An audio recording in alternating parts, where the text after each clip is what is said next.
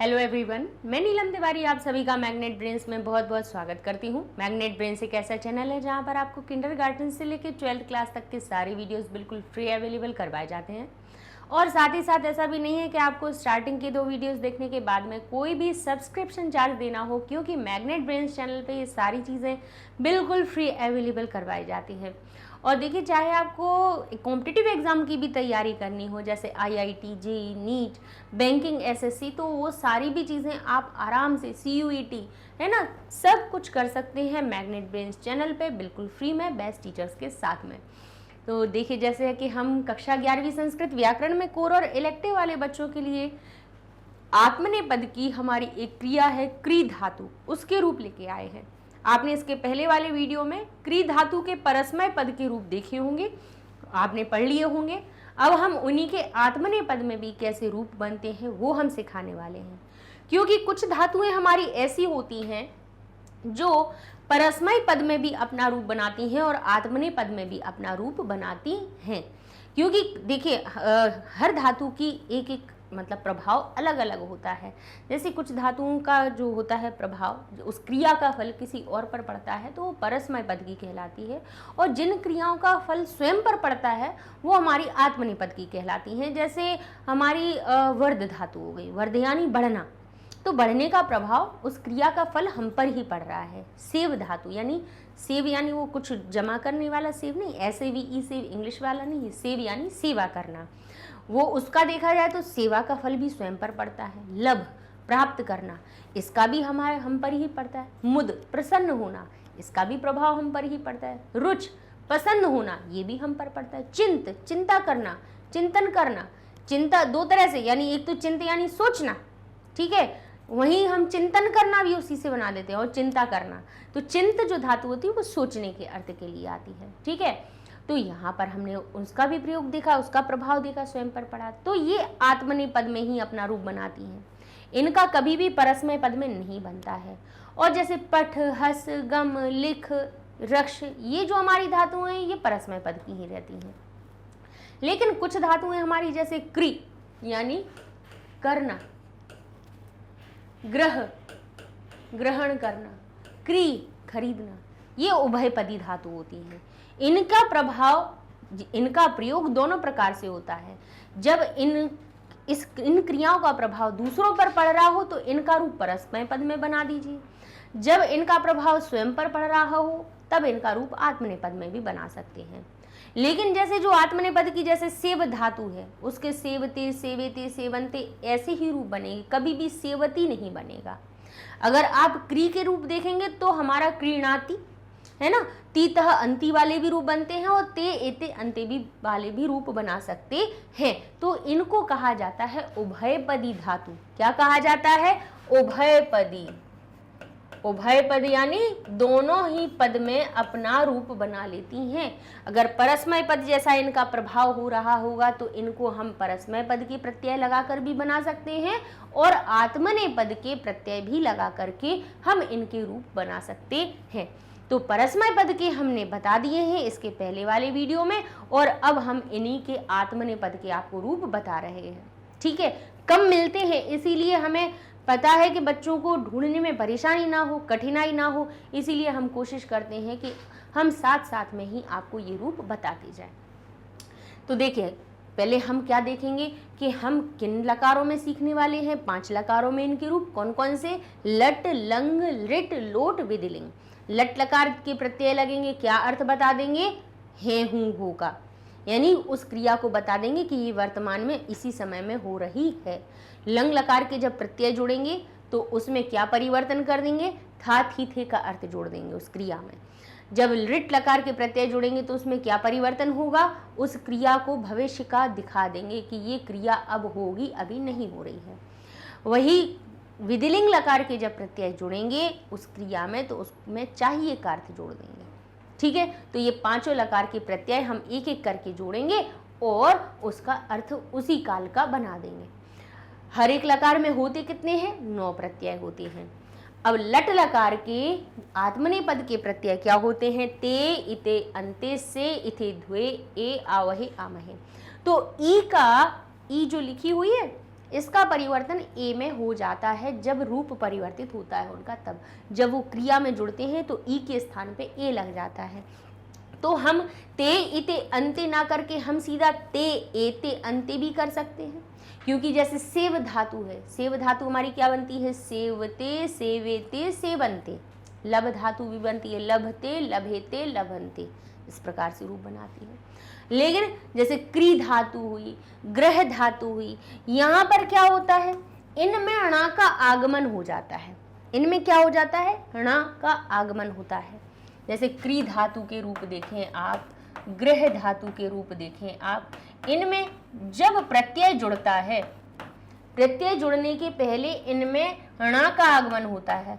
होता तो है वो मूल रूप में न, लेकिन वो न यहाँ पे इन दोनों के पास र लिखा हुआ है, र के होने से वही न ण में बदल जाता है। तो हमें याद रखना है क्री धातु का रूप बनाते समय, ग्रह धातु का रूप बनाते समय कि वो हमारी ण में परिवर्तित क्री, उसके संग में पहले आपको ण लगाना पड़ेगा और फिर उसमें हम प्रत्यय जोड़ेंगे। ठीक है, तो यहाँ पर हमारी भाई क्या बन रहा है, बोले क्री लिख दिया, बोले लिख दिया। ठीक है, प्रत्यय क्या है, ते ते अंते से थे ध्वे ए आवहे आमहे। ठीक है, अब लेकिन इनके रूप कैसे बनाने हैं वो समझ लीजिए।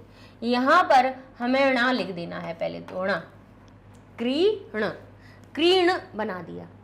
अब इसके बाद इसमें कहीं कहीं पर आ आएगा और कहीं कहीं पे ई आएगी और कहीं कहीं पे केवल छोटा आ रहेगा। ठीक है, तो छोटा आ कहाँ रहेगा, सिर्फ यहाँ पर प्रथम पुरुष के बहुवचन में। छोटा आ, बड़ा आ, बड़ी ई, ऐसे हमने ण में मात्राएं जोड़ दी, स्वर जोड़ दिया। क्रीणते, क्रीणाते और यहाँ पे हो गया क्रीणीते। ठीक है, कोई दिक्कत नहीं, क्रीणते, क्रीणाते और क्रीणीते। हमने उल्टी तरफ से याद करवा दिया आपको। क्यों करवा दिया, क्योंकि अब आपको याद रहेगा कि जब हम क्री धातु का जब आत्मनेपद में रूप बना रहे थे तब प्रथम पुरुष में हमें छोटे आ की मात्रा सबसे बाद में लगानी थी, बड़े आ की मात्रा उसके बाद लगानी थी और बड़ी ई की मात्रा हमें सबसे पहले लगानी। तो प्रथम पुरुष के हमारे रूप कैसे बनेंगे, क्रीणीते, क्रीणाते और क्रीणते। ठीक है, अब यहाँ पे चले तो यहाँ पे बड़ी ई, यहाँ बड़े आ की, यहाँ बड़ी ई, यानी दोनों तरफ बीच में बड़ी ई और यहाँ पर बीच में बड़े आ की। तो हमारे क्या बनेंगे, कहेंगे क्रीणीशे, क्रीणाथे, क्रीणीध्वे। ठीक है, दोनों तरफ बड़ी ई, बीच में बड़े आ की। नीचे आए तो ये हो गया क्रीणे, फिर बड़ी ई, बड़ी ई, ए ई ई, तो ये हो गया क्रीणे, क्रीणीवहे, क्रीणीमहे। वैसे तो आमहे, आवहे, आमहे होता है, लेकिन यहाँ पर ण के संग में आ नहीं आ रहा है, यहाँ बड़ी ई की मात्रा लगाई जा रही है। तो क्या हो रहा है, क्रीणे, क्रीणीवहे, क्रीणीमहे। ठीक है, तो ये हमारे हो गए भाई क्या, लट लकार के रूप। अच्छा, ये अर्थ क्या जोड़ रहे हैं, ये 9 रूपों को हम प्रयोग कहाँ पे करेंगे, बोले इन पुरुषों के साथ में। ये हमारे पुरुष हैं। पुरुष क्या होते हैं, बोले क्रिया को करने वाले, कर्ता को ही पुरुष कह दिया जाता है। काम करने वाला जो व्यक्ति होता है, जो उस काम को कर रहा है, यानी जो खरीदने का काम कर रहा है, जो भी कोई भी हो सकता है। मैं खरीद रहा हूँ, तुम खरीद रहे हो, लोग खरीद रहे हैं, लड़का खरीद रहा है, लड़की खरीद रही है, मम्मी खरीद रही हैं, पापा खरीद रहे हैं, कोई भी जो भी खरीदने का काम कर रहा है, वो केवल खरीदने का नहीं, क्रियाओं को करने वाले को ही कर्ता कहा जाता है। दुनिया का कोई भी काम कर रहा उसको कर्ता कहा जाता है। और वो 3 कैटेगरी का होता है, 3 श्रेणियों का होता है। प्रथम का होता है, मध्यम का होता है, उत्तम का होता है। प्रथम में कौन आते हैं, मध्यम में कौन आते हैं, उत्तम में कौन आते हैं, तो मैं उत्तम, तुम मध्यम, बाकी सब प्रथम। तो मैं जो होगा वो उत्तम पुरुष का कर्ता कहलाएगा, तुम जो होगा वो मध्यम पुरुष का, और शेष सभी हमारे प्रथम पुरुष के कर्ता हो जाएंगे। तो यहाँ हम लिखेंगे मैं उत्तम, तुम मध्यम, शेष सभी प्रथम। शेष सारे जो संज्ञा सर्वनाम है वो हमारे क्या कहलाएंगे, प्रथम पुरुष के कर्ता कहलाएंगे। ठीक है, मैं उत्तम, तुम मध्यम, शेष सभी संज्ञा सर्वनाम हमारे प्रथम। लेकिन ये है अभी एक वचन में। जरूरी तो नहीं है कि काम करने वाला स्वयं अकेला एक ही हो सकता है कि आप भाई जहाँ पढ़ने जा रहे हो वहाँ आप अकेले नहीं जा रहे हो, आपकी बहन भी आपके साथ जा रही हो, आपका भाई भी जा रहा हो, तो आप क्या कहोगे, हम दोनों उन मैडम के पास जाते हैं। हो सकता है कि आप 3-4 भाई बहन हो या इकट्ठे कक्षा में बैठे हुए 2 से अधिक विद्यार्थी हो, 3 हो, 4 हो, 10 हो, 50 हो, तो क्या कहोगे, हम सब इस कक्षा में पढ़ते हैं। तब आप अकेले नहीं हो। अगर आपसे अकेले पूछा जाए तो आप कहोगे मैं कक्षा 11वीं में पढ़ता हूँ। अब आपका भाई भी 11वीं में पढ़ता है, तो किसी ने पूछा आप दोनों कहाँ पढ़ते हो, किस कक्षा में पढ़ते हो, तो आप क्या कहोगे, हम दोनों कक्षा 11वीं में पढ़ते हैं। और आपकी कक्षा के छात्रों से सब आप लोग इकट्ठे खेल रहे हो और आप सबसे पूछा जाए कि बताइए आप सभी किस कक्षा में पढ़ते हो, तो क्या कहोगे आप, मैं अकेला बोलोगे कि मैं कक्षा 11वीं में पढ़ता हूँ, तो वो सब लोग क्या कहेंगे, हम भी तो पढ़ते हैं, तो क्या कहेंगे, हम सब कक्षा 11वीं में पढ़ते हैं। तो मैं, हम दोनों और हम सब, तो मैं हुआ उत्तम पुरुष का एक वचन का कर्ता, हम दोनों हुए उत्तम पुरुष के द्विवचन के कर्ता, और हम सब हुए उत्तम पुरुष के बहुवचन के कर्ता। ऐसे ही तुम मध्यम, तुम जो है वो कैसा है, एक वचन में है, अभी तुम पढ़ रहे हो, तुम्हारे संग में एक और आके बैठ के पढ़ गया तो हम पढ़ने लगा, तो क्या कहेंगे, तुम दोनों पढ़ रहे हो या तुम दोनों पढ़ते हो। और तुम सब बैठे हो, तुम एक साथ में 4-5 लोग पढ़ रहे हो, यानी 2 से अधिक हो गए, 3 हो गए, 4 हो गए, 10 हो गए, तो कह दिया तुम तीनों पढ़ रहे हो, तुम चारों पढ़ रहे हो, तुम सब पढ़ रहे हो, तो वो बहुवचन में हो गया, बहु यानी बहुत। ठीक है, तो मैं, हम दोनों, हम सब, तुम दोनों, तुम सब, ये हो गए उत्तम पुरुष और मध्यम पुरुष के कर्ता, और इन्हीं के लिए ये क्रियाएं बनी हुई हैं। संस्कृत में देखा जाए तो मैं, हम दोनों, हम सब, तुम दोनों, तुम सब को क्या कहा जाएगा, बोले मैं और तुम कौन हो रहे हैं, कर्ता और कर्तरी प्रथमा।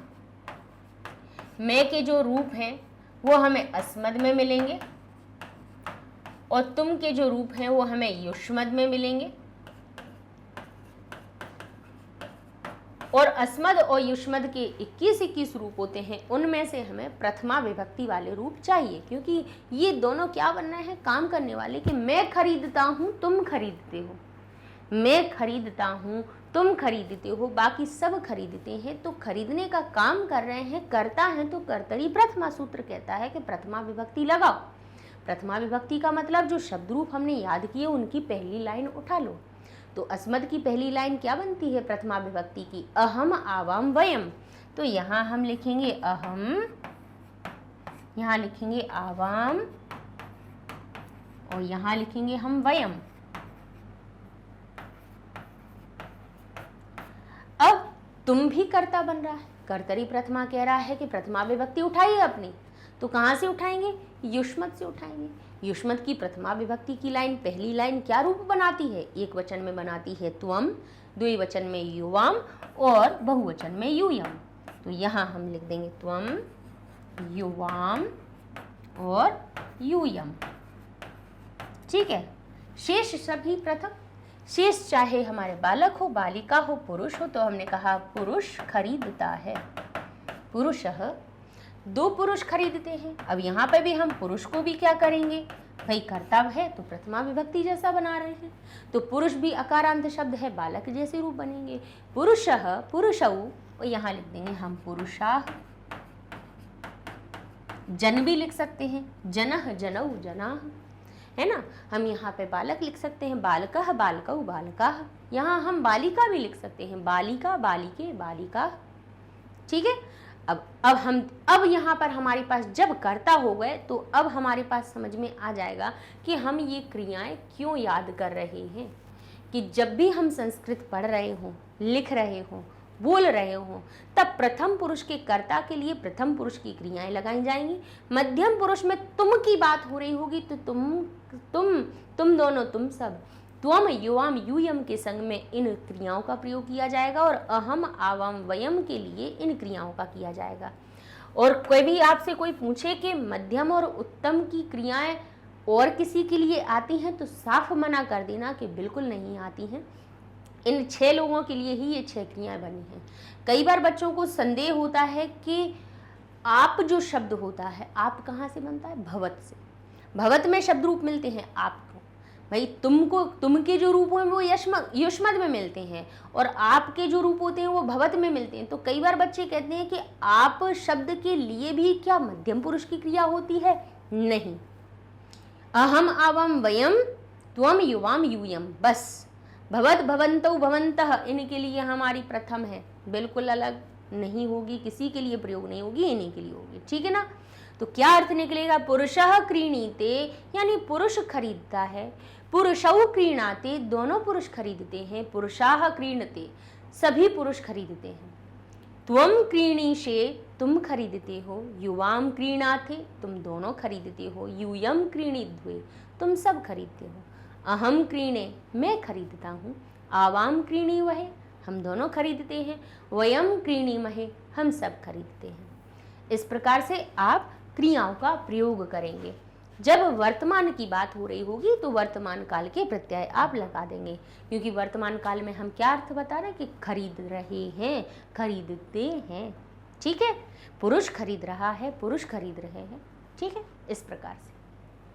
अब भूतकाल में, क्योंकि अब जरूरी नहीं कि अभी सभी लोग खरीद रहे हों। मैंने खरीदा था, तुमने खरीदा था, राम ने खरीदी थी, महेश ने खरीदी थी, सुरेश ने खरीदी थी, अभिनव ने खरीदी थी, माधव ने खरीदा था थी थे में भी हो सकता है कि ऐसी बात नहीं है कि आज ही हम खरीद रहे हैं, पहले हमने कभी इससे पहले खरीदा ही नहीं था। तो यहाँ पर क्रिया भूतकाल में हो गई, खरीदने की क्रिया कहाँ हो गई? भूतकाल में। कैसे कि पुरुषः अक्रीणीत। अब पहले प्रत्यय याद कर लें। प्रत्यय क्या है? त ताम अंत, थाह एथाम ध्वम, ई वही मही। तो कैसे हमारे रूप बनेंगे? हम कहेंगे अक्रीणीत, यहां हम लिख दें युवाम। ठीक है, यहां लिख देते हैं यूयम, यहां हो गया हमारा पुरुषा। क्योंकि हमने इस बार बालक बालिका या छात्र छात्रा इसलिए नहीं लिखा, नहीं तो बच्चों को लगे कि केवल प्रथम पुरुष में बालक बालिका या छात्र छात्रा ही होती है। तो यहाँ पे प्रथम पुरुष कोई भी हो सकता है। ठीक है ना? तो यहाँ पर हमारा रूप क्या बना? त ताम अंत, था थाम ध्वम, ई वही मही। ठीक है, कैसे बने? बड़ी ई की मात्रा यहाँ पर, यहाँ पे अ की और यहाँ पे बड़ी ई की। ठीक है, तो हम क्या कहेंगे? अक्रीणीत, अक्रीणीताम, और यहाँ पे हो जाएगा अक्रीणत। यहाँ कहेंगे हम अक्रीणीथाः, यहाँ अक्रीणीथाम, वहाँ अक्रीणीध्वम। अक्रीणी यहाँ छोटी की हो गई। ठीक है, यहाँ छोटी की मात्रा। अक्रीणी वही, अक्रीणी मही। ठीक है, अर्थ क्या निकला? बालक ने खरीदा था, पुरुष ने खरीदा था, दोनों पुरुषों ने खरीदा था, सभी पुरुषों ने खरीदा था। तुमने खरीदा था, तुम दोनों ने खरीदा, तुम सभी ने खरीदा था। मैंने खरीदा था, हम दोनों ने खरीदा था, हम सब ने खरीदा था। ठीक है, अर्थात इन 6 लोगों के लिए तो इनकी अपनी क्रियाएं हैं और प्रथम पुरुष की सबके लिए है। अब चलते हैं हम अपने किस पे? लिट लकार में। क्री धातु होती है, वो भविष्य काल में जब रूप बनाती है तो ई की मात्रा अपने गुण ए में परिवर्तित हो जाती है। ए में परिवर्तित हो गई तो बस अब जो सा, अब वही हम जो प्रत्यय लगाएं वो कैसे लगाएं? जैसे हमने वर्तमान काल के याद किए लट लकार के, ते एते अंते से एते ध्वे ए आवहे आमहे, वैसे ही यहाँ पर लगाने हैं। तो यहाँ पे जब अगर हम लट लकार जैसे ही लगा देंगे तो दोनों में अंतर क्या रहेगा? दोनों में ये अंतर रहेगा कि जो प्रत्यय लगा रहे हैं उसके पहले श लगा दीजिए। तो कहेंगे ठीक है श लगा देते हैं। कौन सा श लगाएं? ये वाला सा लगाएं या ये वाला शा, क्योंकि 2 प्रकार के शा होते हैं। तो कहेंगे यहाँ पे भाई कौन सी? बोले ए की मात्रा है तो भाई शा आएगा। क्या आएगा? श आएगा, क्योंकि ई की मात्रा ए की मात्रा होती है तब भाई हमारा ये वाला शा आ जाता है, और ये वाला सा हमारा जब अ होता है तब ये वाला सा आता है। ठीक है ना, जो हमने शब्द विधान में भी आपको पढ़ाया है ना। तो यहाँ पे क्या बना हमारा? क्रेष्यते, क्रेष्यते, क्रेष्यन्ते, क्रेष्यसे, क्रेष्यथे, क्रेष्यध्वे, क्रेष्ये, क्रेष्यावहे, क्रेष्यामहे। तो ते एते अंते से एथे ध्वे ए आवहे आमहे हमारा कैसे जुड़ा? ये लट लकार जैसे। अर्थ निकला पुरुष खरीदेगा, दोनों पुरुष खरीदेंगे, सभी पुरुष खरीदेंगे। तुम खरीदोगे, तुम दोनों खरीदोगे, तुम सब खरीदोगे, मैं खरीदूंगा, हम दोनों खरीदेंगे, हम सब खरीदेंगे। ठीक है, ये प्रयोग हो गया। अब चलते हैं हम अपनी लोट लकार पे। लोट लकार में याद रखिए, इस प्रकार से हम आत्मनेपद के याद रख सकते हैं कि प्रथम पुरुष में ताम का आगमन हो जाता है। ताम, एक वचन, द्विवचन, बहुवचन, सब में ताम दिखता है। क्रीणीताम, क्रीणाताम, क्रीणताम। अ, छोटा अ, बड़ा अ, बड़ी ई, जैसा लट लकार में हुआ था वैसा ही इसमें हुआ। क्रीणीताम, क्रीणाताम और क्रीणताम। ठीक है, मतलब देखिए, इसमें छोटा अ, इसमें बड़ा अ, उसमें बड़ी ई, बस इतना परिवर्तन है, बाकी सभी एक जैसे। अर्थ निकला खरीदो, यानी खरीदो। अब यहाँ पे जबरदस्ती वाली बात हो रही है, आज्ञा वाली बात हो रही है। ठीक है, तो यहाँ हम इसको छोटा सा लिखे दे रहे, नहीं तो वो एक दूसरे को छुपा दे रहा था शब्द को। पुरुषौ, पुरुषः क्रीणीताम, पुरुष खरीदो। पुरुषौ क्रीणीताम, दोनों पुरुषों ये खरीदो। पुरुषाः क्रीणताम, सभी पुरुष खरीदो इसको। मध्यम पुरुष में त्वम क्रीणीषु, तुम खरीदो। युवाम क्रीणीताम, तुम दोनों खरीदो। यूयम क्रीणीध्वम, तुम सभी खरीदो। अहम क्रीणई, मैं खरीदूं। आवाम क्रीणावहै, हम दोनों खरीदे। वयम क्रीणामहि, हम सब खरीदे। बस इस प्रकार से लीजिए, ये लोट लकार के हो गए। ठीक है, कैसे याद रखना है? ताम ताम ताम, अ आ ई, ये मात्राएं के परिवर्तन हो गए। यहाँ पे स्व थाम ध्वम, अब ये स्व थाम ध्वम ये कर रहे हैं, ऐसे ही हमें परिवर्तन कहाँ मिलेंगे? लुहिदिलिंग में।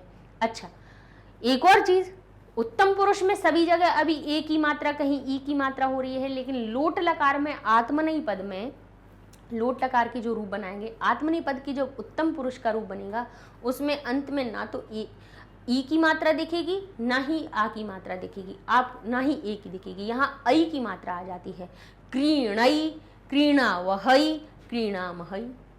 ठीक है, चलिए अब देख लेते हैं हम विधिलिंग लकार पे। तो विधिलिंग लकार में सभी जगह बड़ी ई की मात्रा हो गई, हणा में सभी जगह बड़ी ई की मात्रा हो गई। और अब लगाई हमारे प्रत्यय त याताम, अब ऐसे याद रख लीजिए क्योंकि ई तो पहले से ही लगा है। याताम रन, ऐसे भी रख सकते हैं, या फिर ईत ईयाताम ईरन, ईथाह ईयाथाम ईध्वम, ई वही ई मही। रूप बना क्रीणीत क्रीणायाताम क्रीणीरन, क्रीणीथाह क्रीणीयाथाम क्रीणीध्वम, क्रीणीय क्रीणी वही क्रीणी मही। अर्थ क्या निकलेगा कि पुरुष को खरीदना चाहिए, दोनों पुरुषों को खरीदना चाहिए, सभी पुरुषों को खरीदना चाहिए, तुम्हें खरीदना चाहिए, तुम दोनों को खरीदना चाहिए, तुम सभी को खरीदना चाहिए, मुझे खरीदना चाहिए, हम दोनों को खरीदना चाहिए, हम सबको खरीदना चाहिए। ठीक है, इस प्रकार से ये हमारे क्या हो जाते हैं? विधिलिंग लकार के प्रत्यय भी पूरे। और इसी के साथ में ये क्री धातु भी हमारी हो जाती है समाप्त। अच्छा, करना क्या है आपको इनका? केवल वीडियो बंद करके सो नहीं जाना है, आपको अपनी अभ्यास पुस्तिका उठानी है और यही क्री धातु के परस्मयी पद के और आत्मनेयी पद के आपको पहले रूप लिखना है और सभी पुरुषों के साथ में, यानी हर प्रकार के कर्ता के साथ में इन क्रियाओं का अलग अलग लकार बदल करके प्रयोग कीजिए। प्रयोग करेंगे तो चीज़ें याद हो जाएंगी, अर्थ समझ में आने लगेगा और अपनी पुस्तक में इनको ढूंढने का भी प्रयास किया कीजिए कि यहाँ पर ये जो हमारा भाई धातु आई हुई है, इस धातु का प्रयोग कहाँ कहाँ हो रहा है, हमारी पुस्तक में कहीं आया है, उसको निकालिए, फिर उसका पुरुष वचन देखिए, पुरुष वचन देख के लकार देखिए और उसका अर्थ समझिए। तो जो हमने लकार समझाए हैं, अर्थ समझाए हैं, वो आपको पुस्तक में देखकर भी समझ में आने लगेंगे और प्रयोग करेंगे तो आपको अनुवाद भी आसान हो जाएंगे। ठीक है ना? तो केवल हमें रख नहीं देना है, रटना नहीं है, हमें समझ के इनका प्रयोग करना भी सीखना है। तो ये सारे वीडियो आपको कहाँ मिलेंगे? हमारे 3 जगह मिल जाएंगे। यूट्यूब पर मिल जाएंगे मैग्नेट ब्रेन्स चैनल पे, आपको एप्लीकेशन डाउनलोड कर सकते हैं प्ले स्टोर से, वहाँ पर भी मिल जाएंगे और वेबसाइट पर भी मिल जाएंगे। अच्छा, यूट्यूब पे तो ढूंढना सभी को आता ही है प्लेलिस्ट में, वेबसाइट और एप्लीकेशन को बिल्कुल एक जैसे आपको चीज़ें मिल सकती हैं। जैसे प्ले स्टोर में एप्लीकेशन डाउनलोड की, ओपन करेंगे आपके सामने ये पेज ओपन हो जाएगा और वेबसाइट में भी आप गूगल टैब पे लिखिए magnetbrains.com, इंटर करेंगे, वेबसाइट पेज ओपन हो गया और ऐसा ही पेज आपका एप्लीकेशन का ओपन हो गया। मिलेगा क्या, एक्सप्लोर टॉप कोर्सेज में यहाँ कोर्सेज लिखे हुए हैं कि आप क्या पढ़ना चाह रहे हो। अब आप इंग्लिश मीडियम में गए तो इंग्लिश मीडियम के सामने क्लासेस आ जाएंगी। CUET देखेंगे तो CUET आपके सामने आ जाएगा। जिस चीज़ को आप पढ़ना चाहते हैं उसको क्लिक कीजिए, उसकी क्लासेस आपके सामने, और क्लास को क्लिक करेंगे तो क्लास से जुड़े हुए आपकी वीडियो की लिस्ट आ जाएगी। जैसे यहाँ क्लास 11th किया तो यहाँ जितने सब्जेक्ट आपको क्लास 11th में पढ़ाए जा रहे हैं वो सब मिल गए आपको। यहाँ भाषिती का पेज है संस्कृत का, यहाँ व्याकरण का है, व्याकरण पर गए, व्याकरण के वीडियो की लिस्ट आ गई यहाँ पर। और यहाँ जैसे संधि के कितने लेक्चर हैं, प्रत्यय के कितने हैं, शब्द रूप के कितने बनते जा रहे हैं, सब आपको यहाँ पे एक के बाद एक मिलते जाएंगे। अब जिस वीडियो पे आप करेंगे क्लिक वो हो जाएगा ऊपर आपके सामने ओपन, और आपको पता भी चल जाएगा कि हर एक पाठ के, व्याकरण में हर एक पाठ के, हर एक टॉपिक की कितनी वीडियो हम आपके लिए बनाते जा रहे हैं। तो पढ़ते रहिए मैग्नेट ब्रेन्स के साथ में। मिलते हैं अगले वीडियो में, कुछ और धातु रूपों को सीखेंगे। तब तक के लिए धन्यवाद।